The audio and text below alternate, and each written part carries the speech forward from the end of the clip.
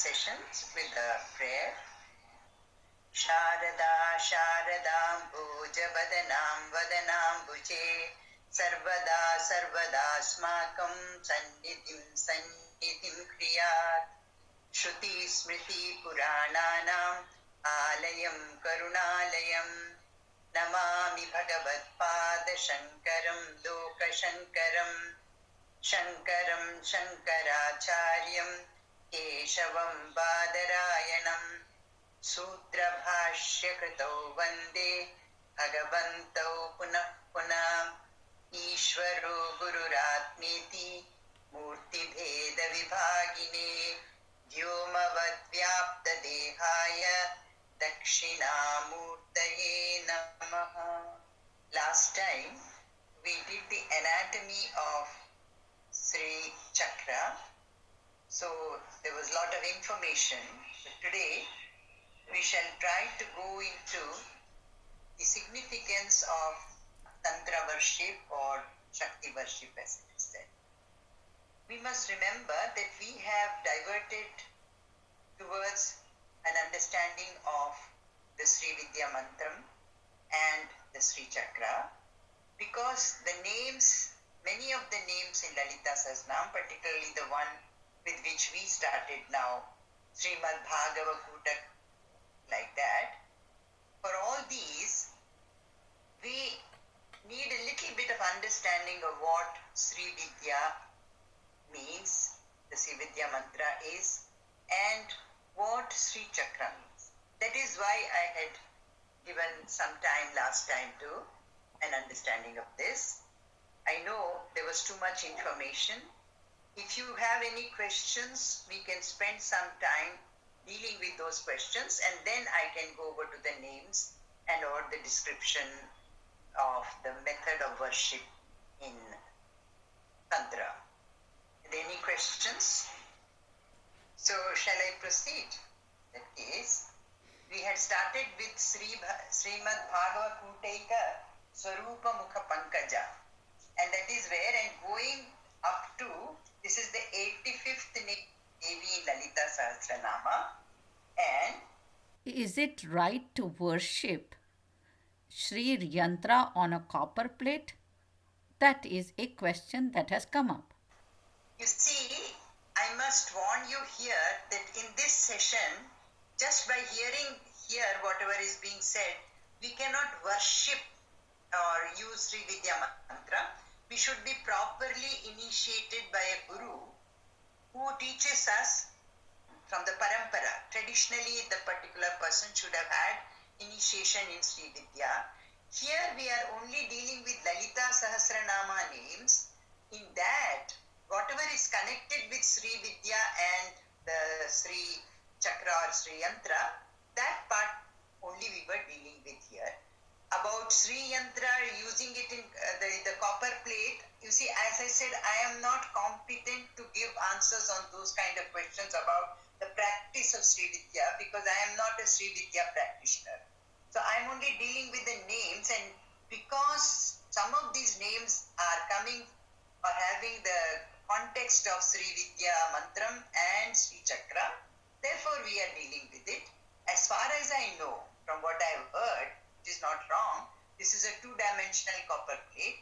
Normally a Meru, that is a three-dimensional Sri Yantra, which is called Meru, is the one also used. But this must be properly given to one by the Guru, and the one person who is practicing it should be initiated properly by this Guru who has got the Vidya from Parampara. So this I had been wanting to warn even before when I was speaking. I am just giving a textual understanding of what is Sri Vidya Mantram and what is Sri Chakra, because we are dealing with the names in Lalita Sahasranam which are connected with that. Because the Srimad Bhagavakuta Swarupa Mukha Pankaja, this is a part, you see, the Sri Vidya Mantram, it consists of 15 letters, Panchadashakshari. Of course, there is another version where there are 16 letters, but we are talking of Panchadashakshari, in which it is divided into three parts. The first part is called Vagbhavakuta, which refers to the face of the Devi up to the neck. And this consists of 5 letters of the Sri Vidya mantra. I don't say the mantra because one is not supposed to say these mantras in public. These are all very private and rahasya.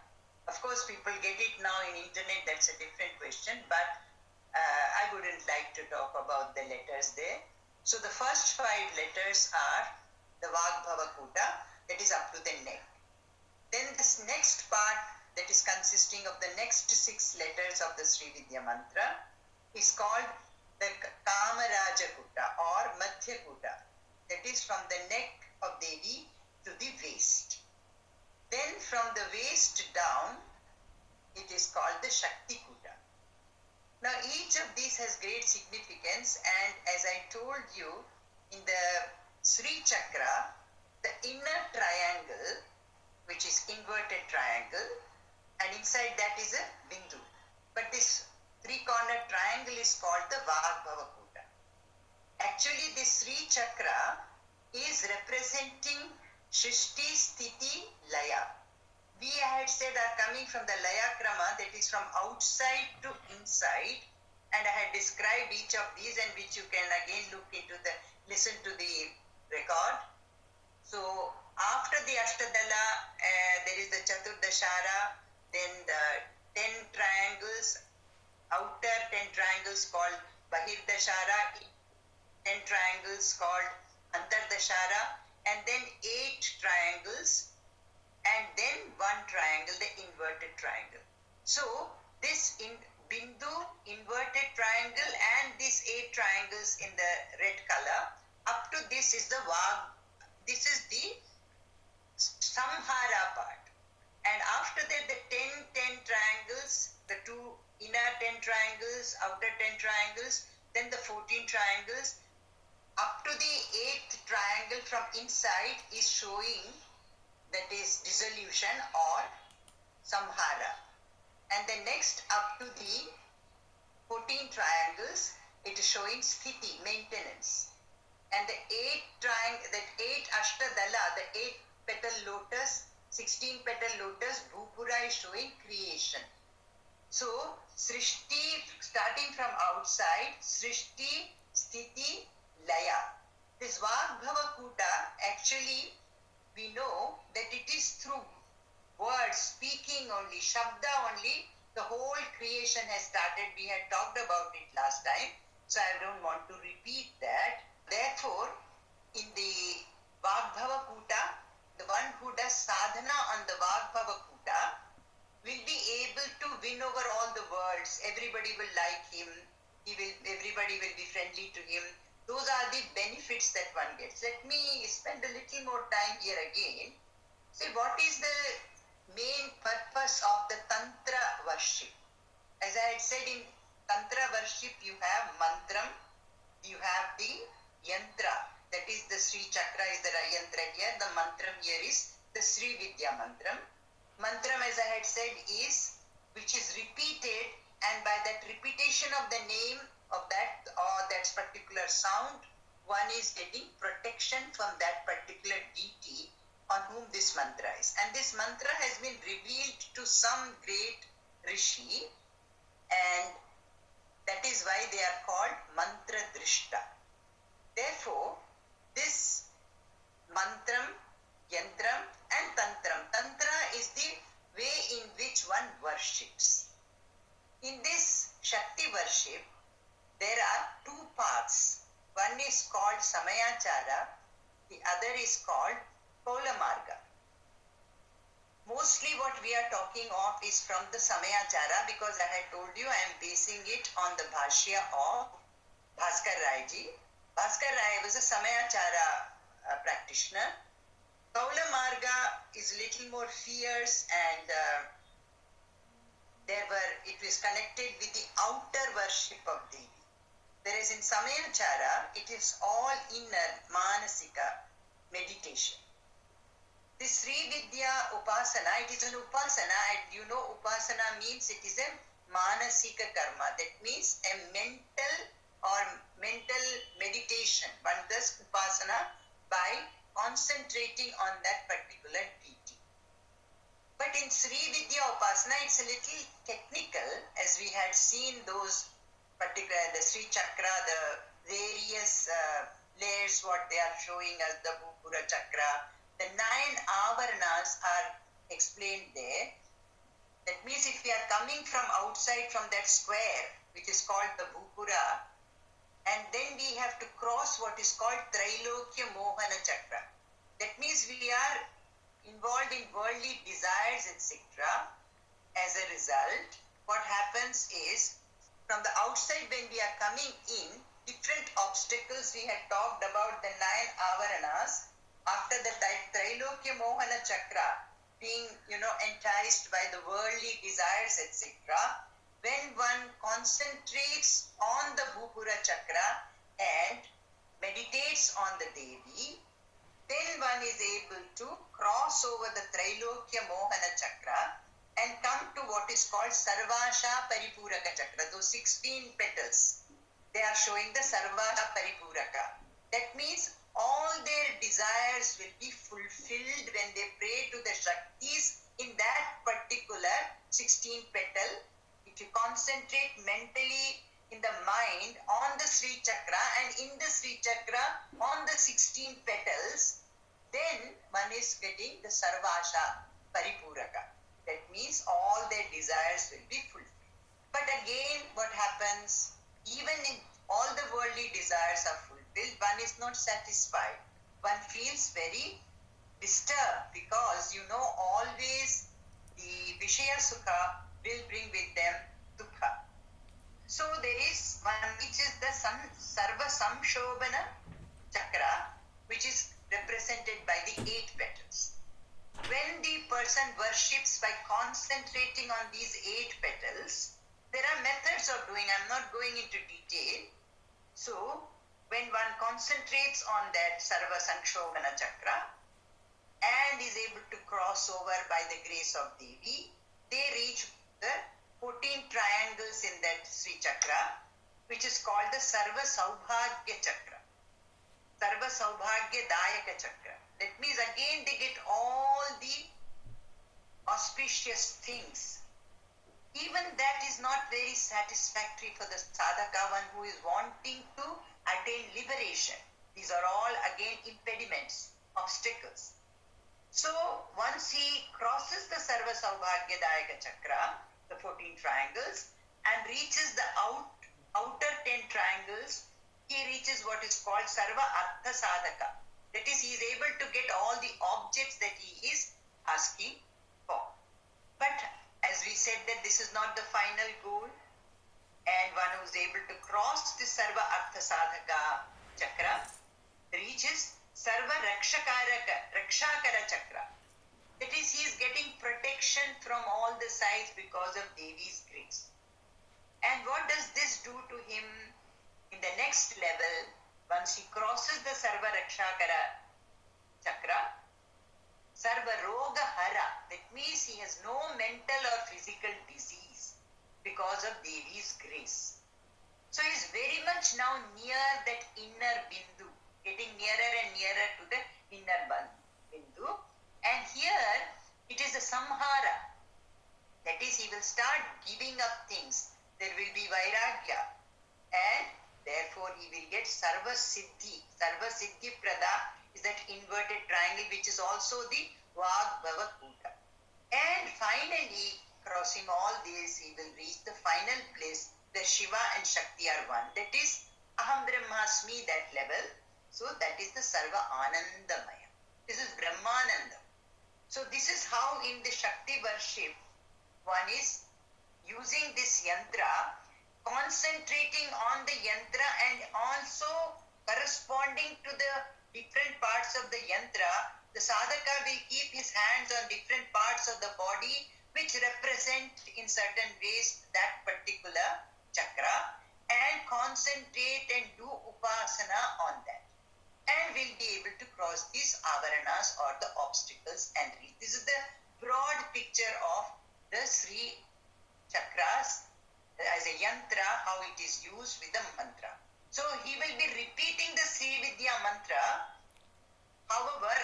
also be evoking in different parts of his body the various matrikas, or what you call the devis, the shaktis that are there in each of these circles or petals or triangles of the Sri Chakra. So this is how the particular person, the sadhaka, worships. But this has to be given to him by the Guru, and Guru is also considered Sri Vidya, Devi. Everything is Devi here. The body is Devi. In every part of the body, the Devi is evoked. And if there are particular desires, this is here what I wanted to say here, that like any other upasana or karma, it can be done sakama or it can be done nishkama. If it is done sakama, one is wanting certain goodies from life. However, when one does it in a nishkama way without having any desires, one moves nearer and nearer to the bindu, that is the Anandamaya, Brahmananda. So, Nishkama karma we know, Nishkama upasana is also Nishkama manasika karma. One will get chitta shuddhi and therefore will be ready to do nididhyasana. That means to think of Devi as myself. That is, Aham Brahmasmi we say here. Devi is the Brahman. Devi is Brahman herself. And then one says, I am that Devi, or Devi is me. Because in Nyasa, in different parts of the body, already Devi has been invoked. And the Sri Vidya mantra, it's also Devi. The Sri Chakra, the yantra is also Devi. And one's body is also Devi. Therefore, with this upasana, one reaches again that Brahmananda. That is the procedure. Now here, we had talked about the Shat Chakras, that is the microcosm. So the names after this, that is first is Srimad Bhagava Kutaika Swarupa Mukha Pankaja, then Kanthada Katiparyanta Madhya Kuta Swarupini. At this, the Madhya, that is from the neck to the waist of Devi, it is called the Madhya Kuta or Kamaraja Kuta. It is here that Devi has the Ichha Shakti, Jnana Shakti and Kriya Shakti to create this whole Brahmanda. So, the Brahmanda is then maintained by her there. Then the Shakti Kuta, or the portion below that is the last part of the mantra and last part in the Sri Chakra, the outer layer, there what is it seen, there the yogis when they concentrate, they get the Shakti of Devi. That is how it is Shakti Kutekatapanna Kattido Bhagadarini. So these three names, that is Srimad Bhagava Kutaika Swarupa Mukha Pankaja, Kanthada Katiparyanta Madhya Kuta Swarupini, then the third one, Shakti Kutaika Tapanna Kattido Bhagadarini, are referring to the parts of the Sri Vidya mantra and the corresponding portions in the Sri Chakra. Then the 88th name of Devi Lalita Sahasranama is Moola Mantratmika. She is the Moola Shakti of the mantra. As we said, mantra means repetition of that sound which will protect the person, and the particular sadhaka's aham bhava, that is ahamkara, will be destroyed, and the samsara also will not be with him. Otherwise, he will be a samsari. But by praying to Devi, he will be able to come out of the samsara. The 89th name, Moola Kuta Traya Kalebara. So these three kutas of the Bija mantra are Devi's Sukshma Sharira. So the Moola means Kama Kala. Kama Kala means, you see that triangle, that inverted triangle inside the Sri Chakra, they are referring to Nada Bindu Kala. Kama Kala means it is her Kama or desire, Ichha Shakti, to create this whole Brahmanda. And the three corners of this triangle are representing Kameshwari, Vajreshwari and Bhagamalini. Or you can also say it is representing Ichha Shakti, Jnana Shakti and Kriya Shakti. Finally, in the Bindu, Shiva and Shakti are the union of Shiva. That is Brahmatmaikatva is shown. Shakti can be taken as Jivatma, Shiva can be taken as Paramatma. their oneness, the unity is shown in that Bindu. That is why it is Brahmananda or Anandamaya. Here, Shakti is called as Vimarsha and Shiva is called Prakasha. Without the Shakti's energy, Audasiniam we say in Vedanta, Shiva will not have the desire to do anything. It is Shakti's or the energy of Devi, the Vimarsha, through which this Brahmanda is created. So that is why this inverted triangle is showing the Kama Kala. Now, the next 90th name is Kula Amritaika Rasika. Now here, the word Kula has several meanings. Different people interpret it in different ways. Some people talk about it connect it with the Kaula Marga. As I had told you, there are two Margas who do external worship of Devi. They are called Kaula Marga Shakti worshippers. But the main meaning otherwise taken is Kula Kundalini. See, we know that after creation, whatever is left over, that is remaining coiled up in the Mooladhara Chakra. We had talked of the Shak Chakra. Mooladhara is at the base and just above the genitals. In the table, if you will see, the Swadhisthana Chakra is just above the genitals, and the Manipura Chakra at the navel, Anahata Chakra at the heart. These are all in the spinal cord. That is why it is called, the spinal cord is called the Meru Danda. And that is why when the three-dimensional Sri Chakra is also called the Meru. And the same chakra is in three-dimensional way brought up, and the topmost portion is the Anandamaya, that is the Bindu. Here, these chakras are on the spinal cord. At the place of the heart is the Anahata Chakra. The place of the throat is Vishuddhi Chakra. And then Ajna Chakra between the eyebrows, and Sahasrara, the 1,000 petals on the head. These are the 6 and plus 1, the Sahasrara, 7 chakras. Otherwise, normally one talks of the 6 chakras. Now we had from the table understood that these chakras, what all they represent, symbolically. Mooladhara, we said, is representing the Prithvi Tattva.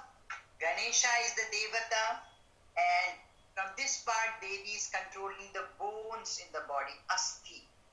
And the color of this particular chakra is red. The Shaktis are given, and the weapon used is Ankusha, that is the goad by which the elephant is controlled. As I had told you, elephant is nothing here other than the Vishayas, Shabda Sparsha Rupa Rasa Gandha. The vehicle is elephant, and the name of the Devi here is Sakini. We had also seen what is the Bija mantra of each of these chakras. Mooladhara chakra's Bija mantra is Lam. And other descriptions also we have given in those respective tables. Now, what is the practice here? The Kundalini is supposed to be lying dormant at the Mooladhara, and the whole practice, the sadhana is to awaken the Kundalini and step by step crossing each chakra to make it reach the Sahasrara, where one will reach that Bindu, that is the Anandam, Brahmananda, or Shiva and Shakti become one at that point. Now, it is in this context that the three, you see, in the body, we know there are 72,000 nadis. Nadis are not nerves. They are channels of energy in the body. They are subtle. They are not physically, tangible. Therefore, main three nadis, which are starting from the Mooladhara, one is in the middle, Sushumna Nadi, which is the main nadi, which is actually quiet or dormant, and it starts from Mooladhara, passes through Swadhisthana, Manipura, Anahata, Vishuddhi and reaches the Agya Chakra, and it is the one which is reaching the Sahasrara. Now the whole attempt is to make this Sushumna active. The Sushumna on the right side of Sushumna is the Nadi called Pingala. On the left side is the Nadi called Ida. The moon is the major force for Ida. It is the feminine principle, and the Pingala is solar, that is sun is the deity there, and it is the masculine part. Now these are going crisscross from the chakras. So starting from Mooladhara, there are various ways of awakening this nadis and awakening the Sushumna such that these, actually the two Ida and Pingala will end up, the Ida will end up in the left nostril and Pingala will end up in the right nostril. That is why this pranayama is very important in these worships. So the Ida and Pingala, when they are in balance, then we won't have any bodily ailments. All our bodily ailments are connected with, according to the Shastra, the imbalance between the Ida and Pingala, the feminine and the masculine principle within. So when they are in balance, one will not have any disease.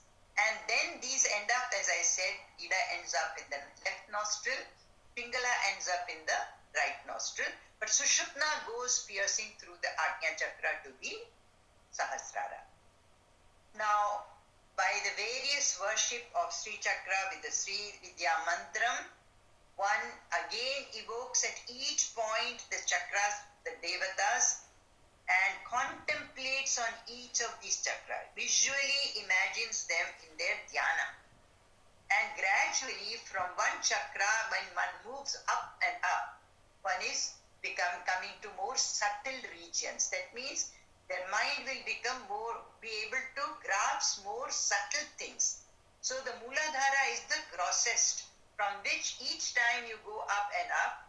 In fact, from the Anahata, Vishuddhi, Agya, they are very, very subtle. One reaches very subtle regions in the mind when one does Upasana and comes to these three upper chakras, which are at the upper part of the body. So the Shat Chakra, that is what is being referred to here next when it comes to Kula Amrutaika Rasika. So, till now, as I said, the three Vagbhavakuta and all are referring to the macrocosm, Brahmanda. Now one is coming from Kulamrutaika Rasika name, 90th name, to the Pindanda, that is the microcosm. That is how this Kundalini Shakti has to be awakened and how the Ida and Pingala have to be kept in balance. And then it will cross these three granthis, which I will just now come to, because those three names are also coming in the Lalita Sahasranama. So, Kula Amritaika Rasika means, you see, once one reaches the Sahasrara, starting from Mooladhara Chakra, crossing each of these chakras, the Sahasrara, there is Sudha, that is nectar, Amrita. That starts dropping. That is why Kula Amritaika Rasika. So, through this Kundalini Vidya, one reaches the Sahasrara, where one is getting Amrita or the nectar from which flows out or drops down. Kula Sanketa Palini. Again, there are two meanings given to it. Some people say Kula is referring to the Kaula Marga. Therefore, she is the one who is, according to, she is protecting that particular Kaula Marga.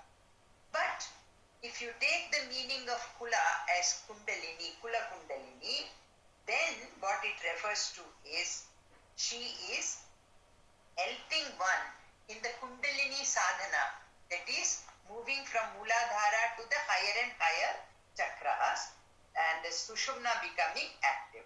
So she is the one who helps one to protect this particular mantra and the chakra rahasya of reaching the Sahasrara through the Sushumna and making the Ida and Pingala is on.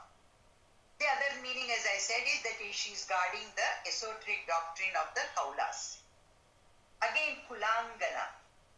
You see, Kulangana is a lady who is chaste, Pativrata. Like the Pativrata protects her chastity and her body.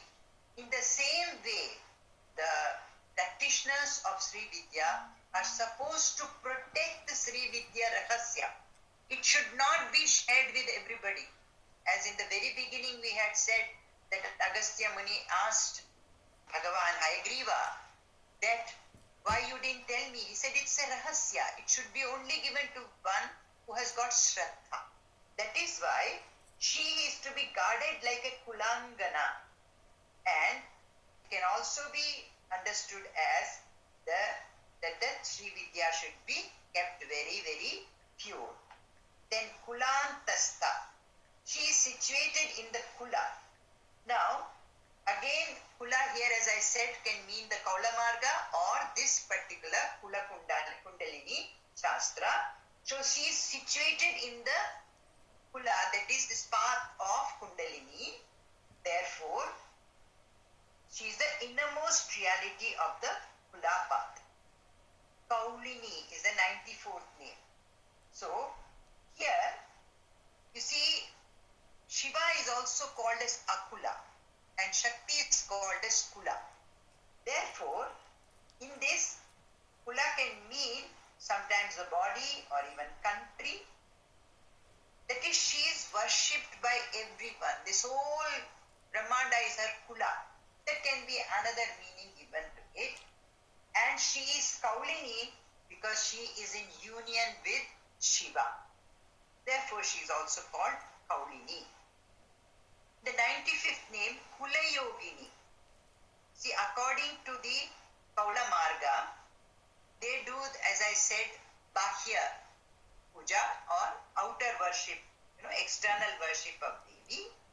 And therefore, she is the Kulayogini, the Yogini or the deity of the Kaula. That is one meaning given to this Kulayogini. 96th name of Devi in Lalita Sahasranama. As I said, Akula refers to Shiva and it is in the 1000 petal in the Sahasrara. She is residing there with Shiva. So Akula also refers to Shiva and Shakti union. So she is Akula because the 1000 petal and the Sahasrara, it is Shiva who is called Akula. And she is with Shiva, therefore she is Akula. Therefore, we come to the 97th name, Samayantastha. That is, she is in the center of the Samaya doctrine, in which worship is done internally through meditation. Akula, I had said, is Shiva. Akul is Shiva, so she is Akula. Akula is, therefore, Shakti who is with Shiva in the Sahasrara. Then we had come to the 97th name, Samayantastha. She is in the center of the Samaya doctrine, in which worship is done internally through meditation and which holds Shiva and Shakti as of equal importance in all respects. The chakra is visualized in the heart, which is called Daharakasha. Dahara means small, very small. In the heart there is a small portion, very, very small portion where this Atma is. This is called Daharakasha. So people meditate on her in the Daharakasha, in the Samaya tradition, those who do internal worship of Devi, and for them Shiva and Shakti are equal in importance. So that is why she is called Samayantastha. That is, she is in the center of the Samaya doctrine. The next one is Samayachara Tatpara. You see, in the Samayachara, that is the Achara of the Samaya, people who follow the Samaya tradition, she is helping them to move in the Kundalini, from the Mooladhara to the Sahasrara. Here they have to get Diksha from the Guru to do it, and normally they are already at a high higher level at the Anahata Chakra, and they go up to from Vishuddhi to Agnya Chakra and Sahasrara. So this is about the Samaya doctrine. She is situated in the Samayachara. Another meaning can be given. You see, every time of the day is very, very precious. And those who follow the achara, you should get up at the Brahma Muhurta early in the morning, and then for each activity a particular time is specified. That is the achara. You follow that pattern and very disciplined. One can also give that kind of meaning that she helps a devotee to follow the acharas which are given to us by the Shastra. Then the 99th name is Mooladharaika Nilaya. She is in the Mooladhara Chakra. And what happens when one moves, she helps with God Devi's grace when one moves from the Mooladhara above to the Swadhisthana. In between there is a Granthi. What is a Granthi? A knot. It's a very, very thick knot. So it is very difficult to cross that. But by Devi's grace, one is able to cross that. That is why Brahma Granthi Vibhedini. It is called the Brahma Granthi. There are 3 Granthis. I have circulated a table to you. Brahma Granthi, which is between Mooladhara Chakra and Swadhisthana Chakra. When one crosses the Manipura Chakra, again there is another Granthi before the Anahata Chakra called the Vishnu Granthi. And beyond this, at the Agnya Chakra, beyond that is the Rudra Granthi. When one crosses these 3 Granthis, then one is finally arriving at the Sahasrara, the Anandamaya. Now, what is the meaning? Let's just try to ponder over the meaning of this Brahma Granthi, Vishnu Granthi and Rudra Granthi. Brahmaji is connected with creation, Srishti. You see what happens, all of us have desires, worldly desires. So we create. I build a house, I buy very many gadgets, buy a car, do this. So all these are like creation. And this is one thing which is actually standing in the way of my spiritual progress. But when I am able to get a control over that, I don't have desires for new things. Maybe I have got most of them. Now I am not desiring to get more. Then at that stage I am crossing the Brahma Granthi. But the Vishnu Granthi is yet to be crossed. Why? Because once I have created something, I want to maintain it. I don't want to give it up. So next prayer is that whatever is there, God please protect it. My house should be in proper form. My other gadgets with me, various things, my property, people around me, all that should be maintained. When I get over even this desire, then I have crossed the Vishnu Granthi. And what is the Rudra Granthi telling? Ultimately, when one has complete Vairagya, one will have to give up all these worldly things to be fully with only Devi. Then one has crossed the Rudra Granthi. Yes, I get the question. How to know Kundalini is rising in chakras? As I said, this is from what I have learned in Vedanta. I am saying, what is the test? If my desires are becoming less, I am not hankering for satisfying my worldly desires, that will mean I have risen up, gone up above the Mooladhara Chakra. That is why one prays to Ganesha to help us get over, because this, you remember we had studied this Bandasura war. So what are the demons? Who are the demons? This elephant is the Shabda, Sparsha, Rupa, Rasa, Gandha for which we are anchoring. And who is running after them? Our indriyas, the senses. So when I am able to control my senses and I am not enamored by the objects around, then it means I have crossed the Swadhisthana chakra. But yet I will have the desire to preserve things, whatever. It's not wrong. All grahasthas is very difficult to get over in Brahma Granthi or Vishnu Granthi, because yoga and Shema are the two things we are always praying. Yoga means what I don't have, I keep on asking God, please give me, give me. And what is Shema? Whatever I have got, I want it to be preserved. These are the two prayers. That is why in Bhagavad Gita, Bhagavan tells Arjuna, Yoga Kshemam Vahamyam. You surrender to me, I will take care of your yoga and Shema.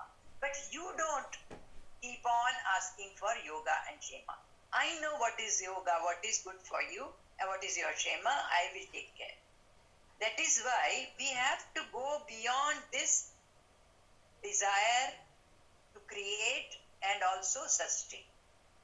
Finally, by doing Nishkama Karma, say Nishkama Upasana of Devi, a stage will come when one will become the Vairagya will be so much that one will give up all these worldly things and only be contemplating and be immersed in Devi. So one can make out where one is. So there is a stotra by Shankaracharya ji on Sadhana Panchakam. What are the steps in any sadhana? The same steps are there even in Sri Vidya Upasana or chakra concentration or yoga.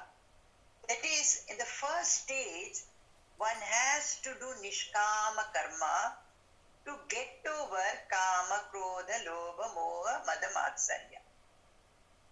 By doing Nishkama Karma, doing worship of the deity or our Ishta Devata, for maybe janmas, one reaches a situation when there is a little vairagya. One is not having kama, krodha, etc. Then one is ready to do upasana, that is dhyana. It can be nididhyasana or it can be manasika karma upasana.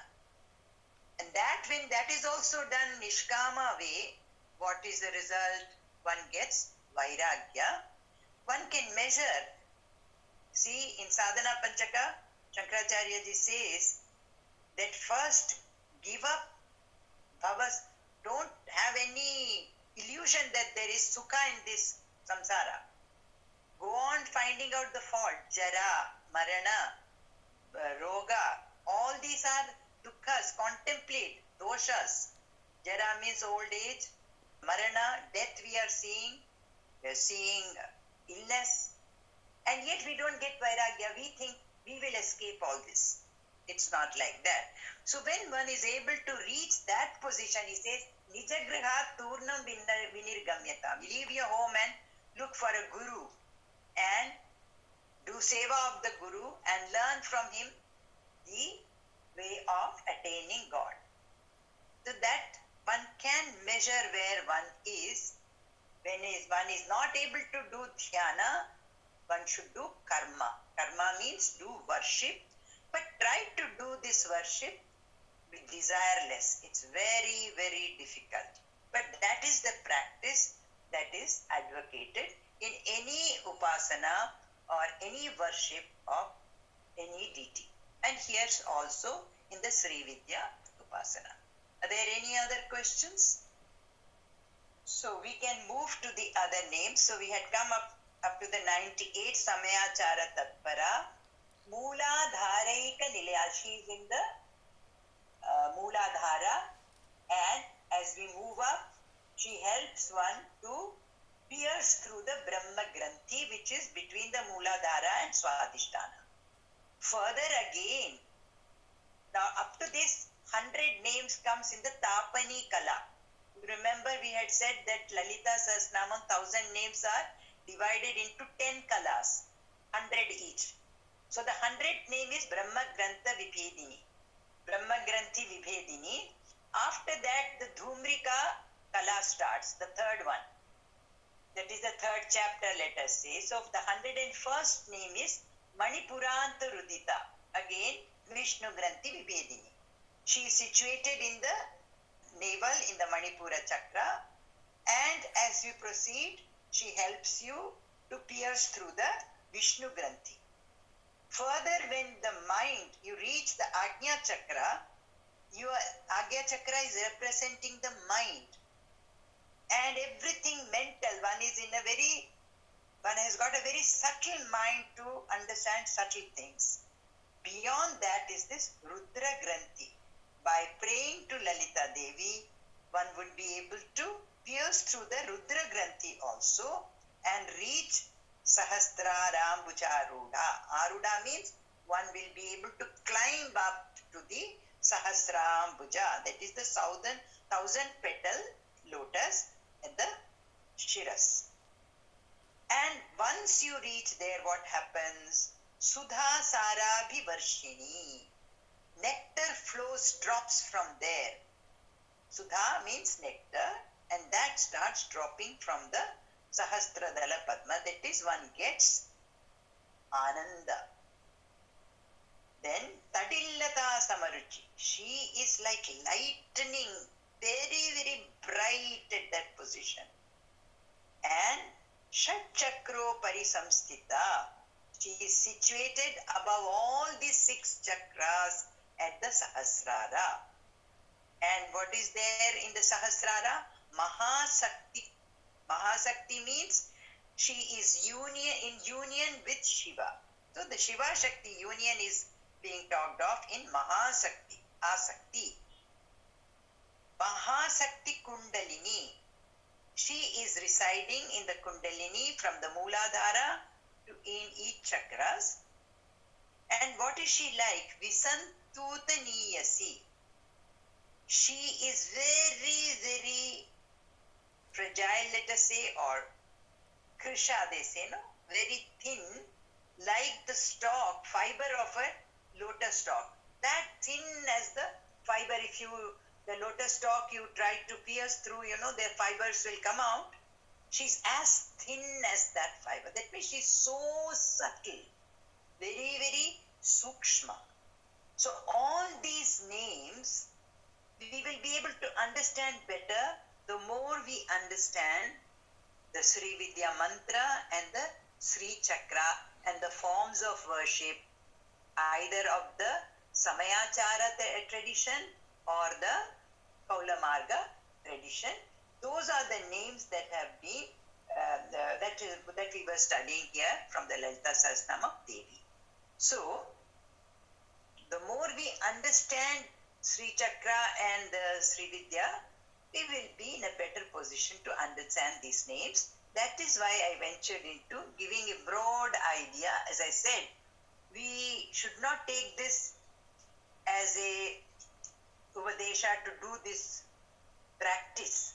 To do practice of with Sri Vidya Upasana, one should be properly initiated by a guru who has learnt it from tradition parampara. Then only, otherwise these mantras can also be dangerous if not dealt with properly. So, any question? We have few minutes. So some people use the word meditation for upasana.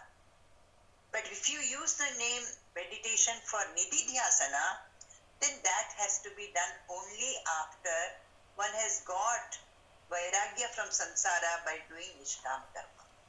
So depending on the meaning of the word meditation, whether it is referring to upasana or to nididhyasana, nishkama karma can be done with upasana, but nididhyasana cannot be done with karma. One has to leave karma when one is ready to. In fact, karma is unable to do, only he is wanting to do dhyana all the time. At that time it will fall off automatically. So then there won't be any nishkama karma being done by that particular person. However, when one is as a sadhaka doing things, yes, some time one will spend on dhyana, sometime one will spend on nishkama karma. So all this can also be combined in a particular way. But if it is nididhyasana alone, then no karma is done. But for some time one is trying and trying to become more and more experienced in doing nididhyasana. This is all possible to do together. Thank you. We will conclude today's session, and that means we have now started the Dhumrika Kala. We have completed the 100 names which come in the Tapani Kala, and we will be moving over. We have already moved over to the Dhumrika Kala and the other names which come in that particular section. So with this, I'll conclude today's talk. We'll do the prayer and conclude. Shruti Smriti Purananam Alayam Karunalayam Namami Bhagavat Pada Shankaram Loka Shankaram Shankaram Shankaracharyam Keshavam Badarayanam Sutra Bhashya Krutau Vande Bhagavantau Punah Punah Ishvaro Gururatmeti Murti Bheda Vibhagine Vyomavad Vyapta Dehaya Dakshinamurtaye Namaha. Jai Ma, Jai Ma, Jai Ma, Jai Ma.